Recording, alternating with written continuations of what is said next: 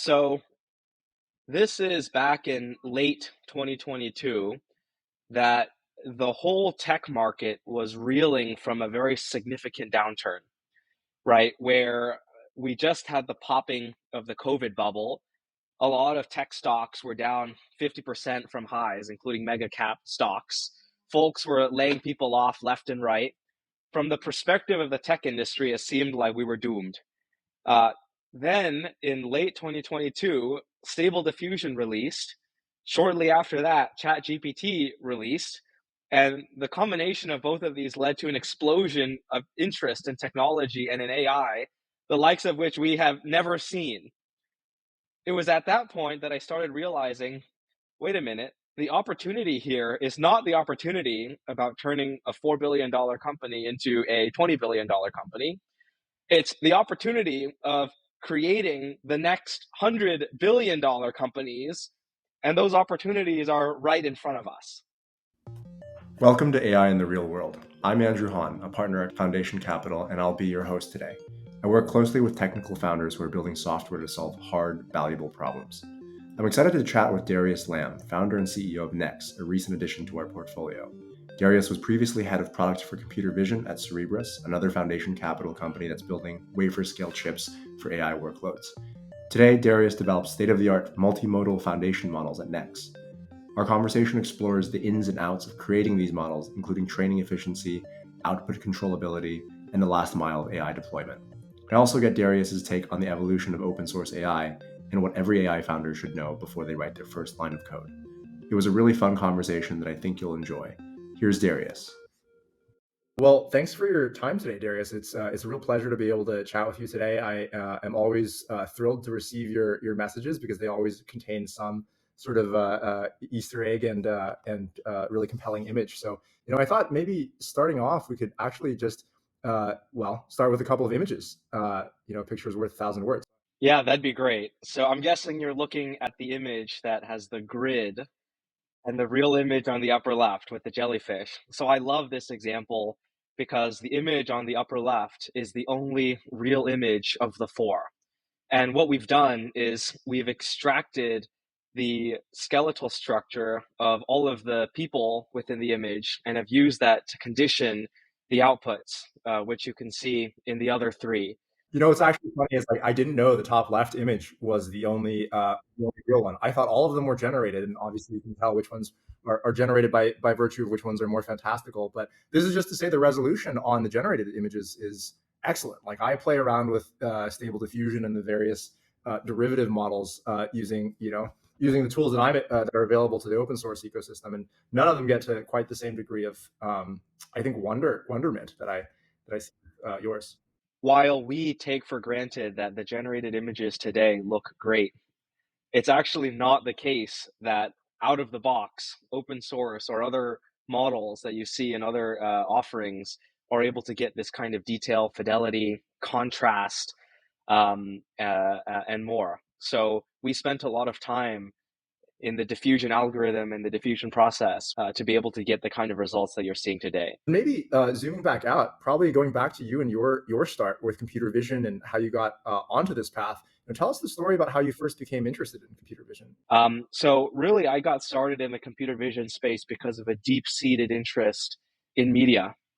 That led me to doing some research work at a university, at UCI actually, on the rendering of medical 3D volumes. So we developed a new method that would allow us to render these tumor simulations in very high fidelity, in MATLAB, funnily enough, on high quantities of data very quickly. By the time I got to college, I was very well into the generative modeling space and was starting to build models based off of the variational autoencoder framework, and just kept going from there. So I've been interested in and working in the computer vision space for nearly a decade at this point. Yeah, and we've gone a long way, and you've gone a long way from rendering images in MATLAB to doing and building generative models. Do you remember the first neural network or maybe the first generative model you've trained? So this is the one that I'm showing you is actually not the first model, but the first model that was any good. This was back in 2016, and the idea was for us to train a variational autoencoder on pictures of my friend. So the person that you're seeing there is a close friend of mine, um, and the idea behind the project was for us to see whether we could do video generation using disentangled latent variables, with the idea that if we could train a model on different images of my friend's face with different expressions, the model would be able to disentangle the actual emotions on his face, whether that be smiling or at the start there, him opening his mouth in a very like crazy looking uh, format. And what year was This was in 2016. Now, these days, we've come a very long way in terms of fidelity, in terms of control, but really it's the same set of ideas that have persisted over the last 8+ years. It's how do we disentangle controls that are meaningful to humans, things like emotion or pose, and use that to control a neural network that's very high dimensional and complex, and that traditionally is very hard to understand. Now, the key difference between today and 8 years ago is that our computational capacity has gone up like, I don't know, a million times in the last 10 years, thanks to innovations in the semiconductor space. And I would argue that it's primarily because of the computational increases that we are able to get to where we are today. Moving on to NEX, maybe walk us through a bit of the timeline of founding NEX. So, this is back in late 2022 that the whole tech market was reeling from a very significant downturn, right? Where we just had the popping of the COVID bubble. A lot of tech stocks were down 50% from highs, including mega cap stocks. Folks were laying people off left and right. From the perspective of the tech industry, it seemed like we were doomed. Uh, then in late 2022, Stable Diffusion released. Shortly after that, ChatGPT released. And the combination of both of these led to an explosion of interest in technology and in AI, the likes of which we have never seen. It was at that point that I started realizing, wait a minute, the opportunity here is not the opportunity about turning a $4 billion company into a $20 billion company. It's the opportunity of creating the next $100 billion companies, and those opportunities are right in front of us. So it was around that time, late 2022, early 2023, that I began thinking, how do we, turn the models that we have today from deeply technical models into products that people are actually able to use, and that are helpful to them in some capacity. The final driver for me was this thought that how many times in history does it happen that the one thing that you are good at, which for me was computer vision, becomes something that investors, the market, the world starts to care about deeply. And how sad would it be if I gave up that opportunity and stayed working in my current role instead? You really came out of the gate swinging, I would say. You decided, and I say this is a pretty contrarian decision relative to the landscape of AI companies that we've all seen. I think in this latest crop, you started with the contrarian decision of training your own image foundation model. Now, I'd say that the conventional wisdom is not to do that. The conventional wisdom is that training your own foundation model is super expensive. You need petabytes and petabytes of data. You need hundreds of thousands of dollars, potentially millions of dollars to get to something like Stable Diffusion or something like what Midjourney has. And yet you trained, I think, with more or less your own money and maybe friends and family. This is before you raise any institutional funding. You trained your own state-of-the-art image model. What motivated you to do something so crazy? What I'd say is that the wisdom of the crowds today about not training your own foundation model is driven primarily by the fact that most people cannot, and not that they should not. We at NEX can, and we make use of that advantage so that we can build a company that is truly full stack. The truth is, there are tremendous advantages in the building of your own model. Number one, you get to define the architecture of the model end to end. That means that we have full control over the trade off between fidelity and efficiency. Because of the way that we constructed our model to have higher model flops utilization on our accelerators, we were able to get significantly higher throughput out of the box.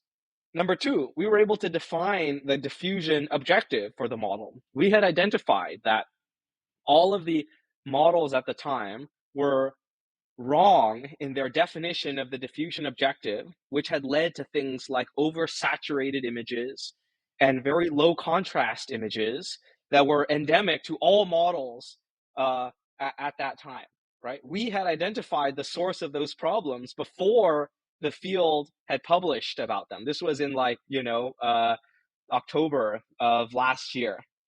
And as a testament to our capability, we decided to launch the company. Maybe without revealing any proprietary details, how would you characterize the key innovations that distinguish your models from the others in the industry? I'd say that at NEX, we've made innovations in all components of the stack. We've made innovations in the data. We've made innovations in the architecture of the model itself.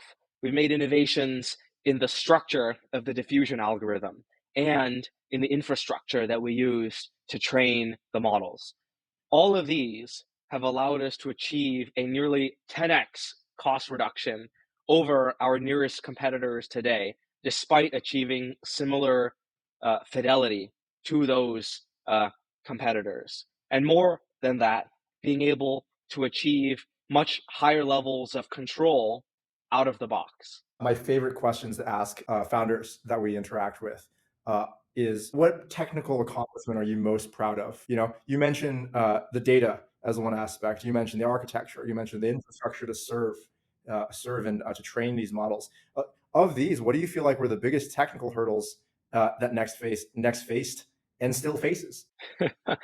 Our biggest technical challenge is, how do we make do with fewer computational resources than our competitors? Today, even with institutional capital, we've raised a fraction of the amount of pretty much everybody in the space that we are competing with. This is a very big challenge. And for us, it's an existential challenge. We believe that it's an incorrect approach to spend millions of dollars a year on computation without having a very clear understanding of the return on investment. That is, a very clear understanding of how each and every flop is going to be used to improve the product that we are building as a company for our users. And so we actually take the perspective of, flops to product rather than, say, flops to model, which is something that is much more common in the industry today. I think it's a very important challenge for us to solve. Just as an example of this, there is a company today that recently released a large scale video model that is able to generate video clips that are maybe 10 seconds in length and they're reasonably high fidelity. They must have spent millions of dollars in compute to train that single model. What happens to that model in 6 months' time? They effectively throw that model away. What happens to the millions of dollars of computational investment that just went into the development of that model? It just basically goes down the drain. Yes, there are advances that they have in their infrastructure that they can build upon. Yes, advances in intellectual property about the development of these models that they can build upon. But do those really justify not only the cost of compute, but also the real cost of all of the researchers that go into the development of this model? I have a very hard time believing that. Our approach at NEX is to always have efficiency in mind as a first-class citizen, so that we never overspend on this computational challenge and are able to always leverage the latest in advances in this space. And along those lines, you mentioned two, I think, interesting things with respect to your approach to development. One is the controllability of your models, And the second is the vertical integration. And so let's unpack both of those a little bit. So our mission at NEX is really to help people do great work. This is at odds with the current consensus in the AI media space today, which is all about how do we improve efficiency? How do we cut costs in a way that turns us from a world of masterpieces into a world that is inundated with AI generated content all over the place, uh, the so-called AI slop. What we are really trying to do is build tools that allow people to do their best work so that our tools should not be used to create an infinite amount of, you know, cat memes or fan art, but rather should be used to create the 5, 10, or 15 images that a national brand can run. In order for us to get to that world, we need to turn the AI models that we have today from toys, text to image toys, to tools with significant controllability at the level of a Photoshop or other type of computer aided design tool. A lot is focused on the human component because what we've heard from our users is that they want to be able to create human poses that are, let's say, holding their specific objects, wearing their specific branded merchandise, performing poses that are representative of their specific brand or organization in a way that's literally impossible for you to be able to get out of text to image models today. A number of these models, they're very fun to interact with because they generate these nice images, these compelling images. But the moment you want to uh, make it conform to a specific scenario that's consistent and that features the likeness of IP that you may own, this is where they maybe fall short. And then let alone trying to get them to trying to manipulate them in a granular way in order to fit certain scenarios or circumstances you want to deploy them in. So many people are struggling with the number one biggest issue of AI media: character consistent generation across frames. And as implied from that, style consistent and pose consistent as well. Yeah, and I will say again, I'm a huge fan of the open source ecosystem and really appreciative, I think, of what that world has been able to offer us and the vastly different and compelling types of media that world has spearheaded. And yet, I do feel that with respect to things like fingers and faces, we're still not quite there. Those are still the dead gives of an AI generated image. The open source models are useful for a certain kind of user. They are very useful for the class of user that wants to run things locally on their own hardware for whatever use case they have in mind. But if you are an organization that requires complete data security, if you are an organization that requires a custom model to be trained on your content with an understanding of data provenance and how your data is being used to build that model for controllability purposes, you have to leverage a solution like the one that we're providing. I'd say that the kinds of users that we are targeting, which are primarily around teams, organizations, and enterprise, make our approach, the vertically integrated approach, a much more viable solution than a lot of other folks on the market that are simply building wrappers around stable diffusion. The point that I was driving towards with the open source ecosystem is for all the strides that they've been able to make, I still feel that perhaps the last mile of image quality isn't quite there. In a way that, at least with some of the images I've seen from NEX, when you're able to get to that last mile or pretty darn close to it. And so, can you describe what it means to be vertically integrated atop a foundation model? Because I think that's a pretty unique approach to this new era of AI product development. If you think about the availability of these models on the market today, you'll find that you can sort of count the organizations that have the capability to do this at scale on your fingers. And Nex is now in that class of companies. By being vertically integrated, it gives us significantly more control over the suite of offerings that we're able to create. As a testament to this, our V2, which we built from scratch, has greater controllability than the majority of the offerings from our competitors that you can see today, and most importantly, offers net new capabilities around things like compositionality, pose estimation, fidelity, resolution, extrapolation, and more. I think one of the things you're alluding to there is, by owning every part of the stack, you're able to fire on all cylinders and really make sure that the last mile, the 90 to 100%, is really achieved in every aspect of the chain, right? Like I was playing around with stable diffusion and a couple of the control nets and LoRa's the other day with a couple of the open source web UIs out there, and each individual part of that stack is, I think, pretty carefully constructed by the open source ecosystem. But because there's not this single entity that cares about gives a sort of the TLC to the holistic picture, right? Like sometimes the compatibility issues might break between the control nets and Stable Diffusion 2 versus 3. Maybe the LoRa's aren't trained with as much data as the base model, and so then the resulting creations look somehow a little disjoint relative to the original base model. And so I think by owning all of these things, you guys have been able to create this consistency that is unparalleled. And so for some of our more technical audience members today, I'm curious, can you describe the stack? The previous, I'm sure a lot of people are familiar with the old paradigm of web development. Can you describe the new paradigm of product development, broadly speaking, on top of foundation models? And what gaps do you see that exist still in productionizing these foundation models, and how are you addressing them? There's actually nothing super novel here. It's just a lot of work.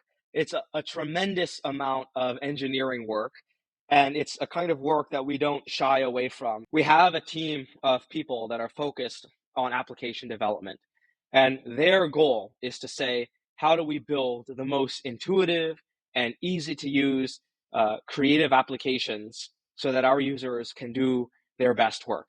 On the AI side, we have another team of people that are focused on the training of the models on large scale computational infrastructure. Once we have the models, how do we then serve those models and orchestrate the serving of those models so that they are high performance, low latency, and can be accessible by all of our users? Both of these organizations connected by the product team that has a deep understanding of both application and interface and AI model and the state of AI progress. It's this kind of connective glue where, the product organization allows a constant communication flow between the application team, between the AI development team, that allows us to achieve the kind of operational excellence that we're able to achieve today. Yeah, I think there's something really powerful, I think, to this idea of this fast feedback cycle. And this new maybe organizational entity, which is the AI research or the AI production engineers, that didn't exist before. They have to sort of reason from first principles with a completely new set of primitives that now are interfacing in these interesting ways with the older set of primitives that we're all more familiar with. I think one of the great things that you've been able to do is watch the stream of new research come out like a hawk and understand what makes one development more noteworthy or more production ready than the other. For our listeners who might not have spent as much time on archive, let's say, as you, what are some tips for understanding and sort of separating wheat from chaff? I have actually developed systems that allow me to better separate the ingestion of knowledge and the reasoning upon that knowledge. In fact, driven these days in large part by language models. So we have a tool that we've built in-house that allows us to effectively ingest all of the new articles from a place like Archive and identify the ones that are most relevant to what we are building around things like diffusion models, large language model training efficiency, pre-training regimes, and architectural improvements for these models. That allows us to turn a task, which might have originally taken 4 hours for me to manually do this, to something that I can read, like a briefing that I can read while I'm at the gym. That's really meta that you're using generative AI to screen out other generative AI developments. It's the future. We've also been able to do this with our competitors as well, where it's one thing to Like we don't want to spend too much time thinking about our competitors, right? You don't want to spend too much time looking left or right when you're running the race. But what we do have is we've built another internal tool that allows us to collect information on all of our top competitors and ingest it and summarize it for us. So we receive sort of another executive briefing every day about the recent status on what they're up to, and it allows us to be very focused on what is important. Yeah, that makes sense. I guess for some of our listeners who haven't built out their their sort of LLM enabled screening tool, what are the types of things that you look for as a human to separate sort of a good research finding from maybe not so of one? A key thing I look for is ease of implementation. If a research paper is publishing about a technique that, say, touts a 50% efficiency gain in the convergence of diffusion models, but it requires a very large set of adjustments, that is usually a technique that doesn't work in production. And this is because the things that they are changing in that paper make it difficult and interact strangely with everything else that you've built on the model side. The simpler the improvement, the better. And because the field of diffusion modeling, because it's so new, there are actually a lot of improvements that we can make that are relatively simple in nature, but very hard to stumble upon and to understand. I'll provide an example. In the diffusion process, there is this concept of loss weighting. Last year, the research space, had one conception of how you should properly weight the time steps in the diffusion noising schedule. As it turns out, if you simply adjust that weighting function, you can achieve convergence improvements in the diffusion process, because the model doesn't need to focus on the time steps that are too high noise, which are too challenging for the model to learn, or too low noise, which are too easy for the model to learn. A theoretically simple change, it's a one-liner change in your code, speeds up the convergence of your model by 2x. If your model costed $2 million, you've just saved yourself $1 million in computing costs. These types of improvements are everywhere. I love it. So it's about finding the high leverage, maybe easy to implement, most juice for squeeze changes that you can make. Like this one liner for millions of dollars of savings is really compelling as a concept. Absolutely. It's actually a reason why often very smart and intelligent folks in the academic community, the PhDs or the professors or the assistant professors, often have a hard time in the productionization of machine learning. It's not because they're not smart enough to understand the topics. It's almost that they are too smart and are trying to over engineer a lot of these improvements that end up, number one, convoluting your code base so that you cannot work in a team. There's only one person that understands what's going on in the code. And number two, that makes it very hard for you to incorporate new improvements into. If you want to incorporate a new improvement, you'd have to rewrite that code base from scratch. I want to put a pin maybe in trends in generative AI because I feel like I could talk to you about the stream of papers forever. But let's go back to our discussion just to round out about NEX and the vertical integration and the controllability. I think differentiators that you guys bring to bear.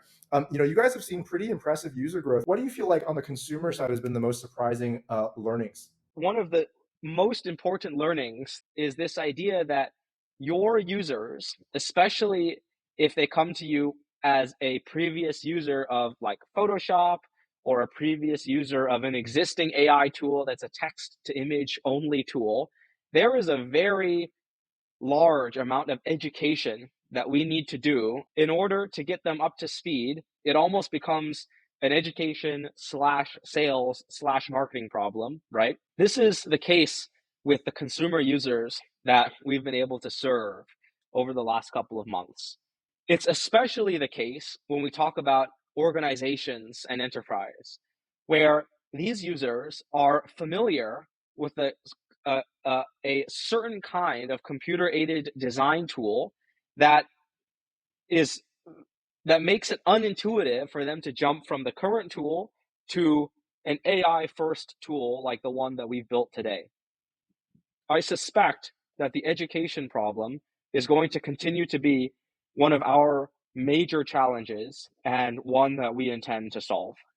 Yeah, I think blocks as a concept, while it might not be the most intuitive way of interacting with the base model, I think it did make a lot of sense where like each block corresponded to a particular way you interacted with the base model, right? Your base model has all of these different capabilities, and you have to somehow find a way to expose them in a way that preserves compositionality, but also is easy to learn as a user. It makes sense to an engineer. To an engineer, we are so familiar with this concept of stacking blocks together. In fact, for a lot of engineers, the first introduction to coding is through like stacking, blocks, drag and drop. That was actually the source of our idea here, right? It was the source of how we thought about, bringing a kind of compositionality into the creative space. For our users that come to us primarily from the creative industries, it makes very little sense, and we found that it's quite unintuitive. Do they use something more like a canvas kind of background or tool? Exactly. So we have a lot of solutions in the works, including things that are much more graphical in nature. But I think it's been a really interesting process and great opportunity to be able to see how the interface itself affects the number one, how our users interact with the model, but number two, affects how easy our product is to use by our users. And it's something that we are improving upon with every release. Zooming back out, Darius, there's been an intense focus on LLMs, I think, over the past few years of development. I think only more recently have you been able to see more development on computer vision models, multimodal models. Could you explain why that might have been? You sort of give some historical context and explain the key differences between the two types of, maybe language only and then multimodal. It was actually the case that before the LLM and NLP craze, that computer vision was the most popular field.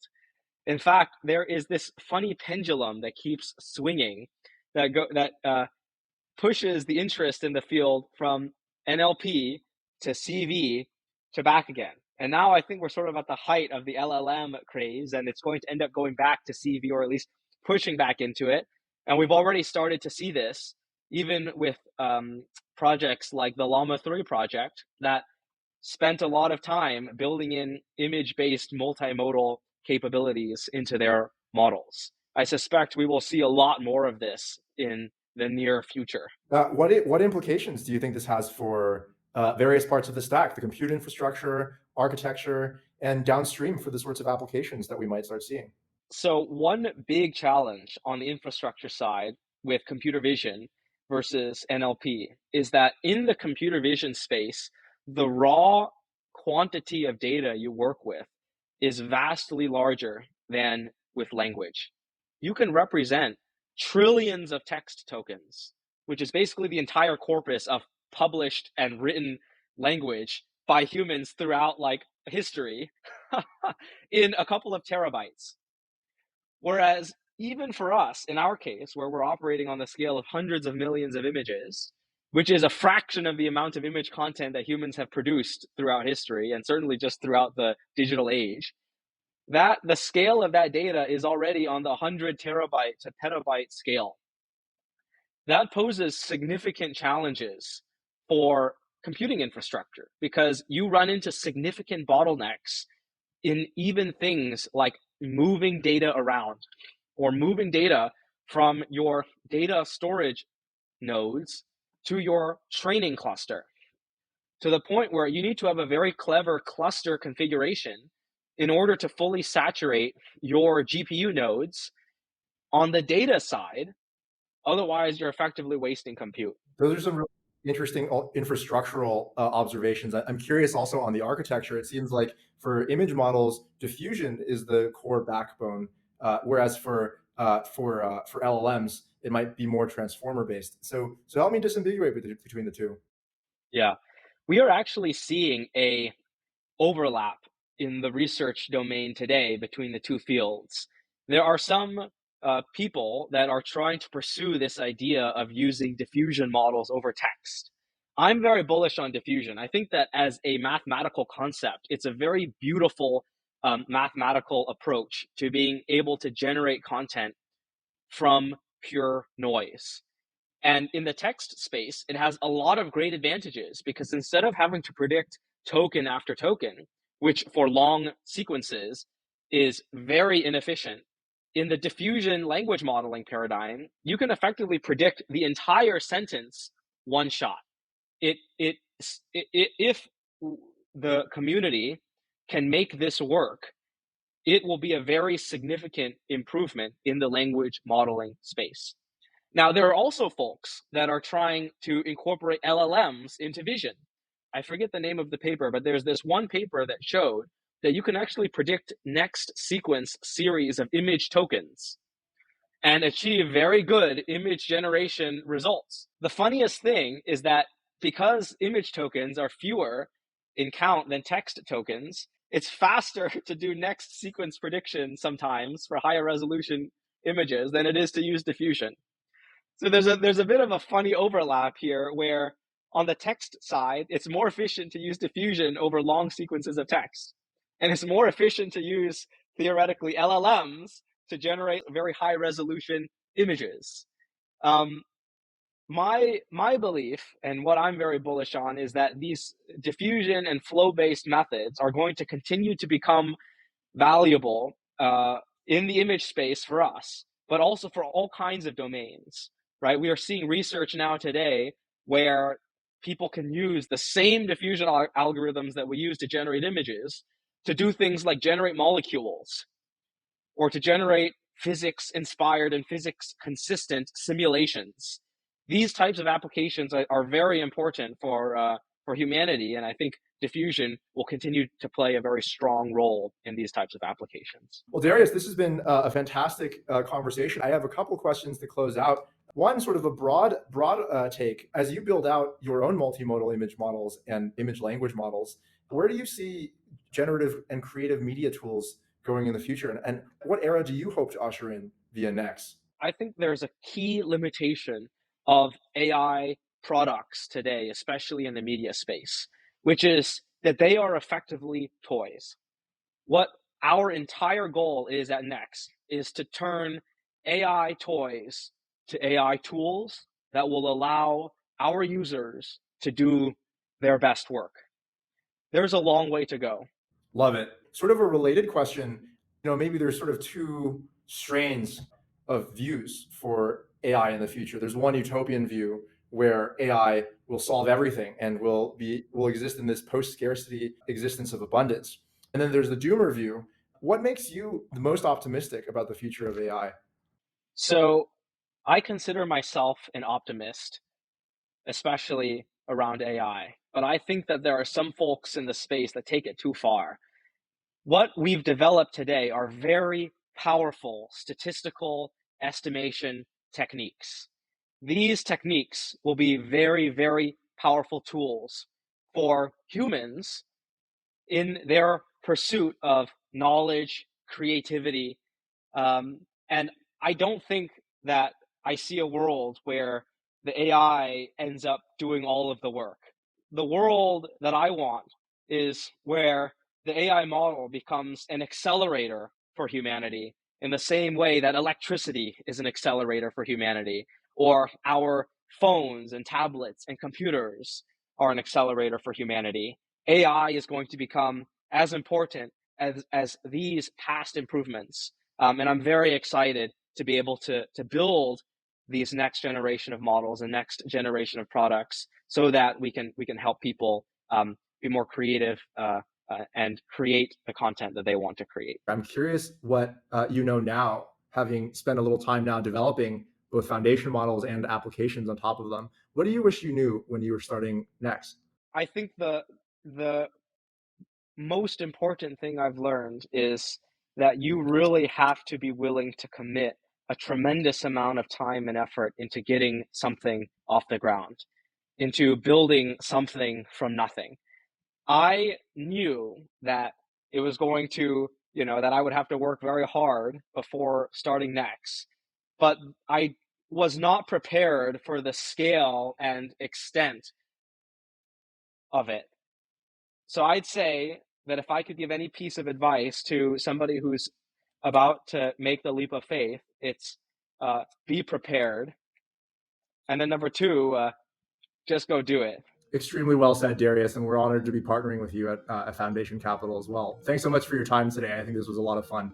Thanks, Andrew.